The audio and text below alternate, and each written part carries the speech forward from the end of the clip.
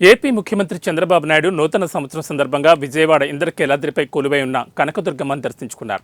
దర్శనానంతరం పండితులు సీఎంకు వేదాశీర్వచనాలు పలికి తీర్థ ప్రసాదాలు అందజేశారు. అంతకుముందు సీఎం చంద్రబాబుకు అర్చకులు, సిబ్బంది పూర్ణకుంభంతో స్వాగతం పలికారు. తెలుగు రాష్ట్రాల ప్రజలకు, విదేశాల్లో ఉండే తెలుగు ప్రజలకు ఈ సందర్భంగా సీఎం చంద్రబాబు నూతన సంవత్సర శుభాకాంక్షలు తెలిపారు. విదేశాల్లో ఉండే తెలుగు వారందరికీ, భారతీయులందరికీ మనస్ఫూర్తిగా హ్యాపీ న్యూ ఇయర్ శుభాకాంక్షలు తెలియజేస్తున్నాం. ఈరోజు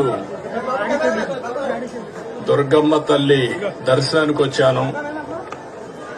వాళ్ళకంటే ముందు చేసుకున్నాను. వాళ్ళ ఉత్సాహం చూస్తామంటే ఈ నూతన సంవత్సరంలో ఆంధ్ర రాష్ట్రంలో అందరూ కూడా ఆనందంగా ఉండే విధంగా దుర్గమ్మ తల్లి ఆశీర్వదిస్తా ఉంది. ఇది చాలా సంతోషం.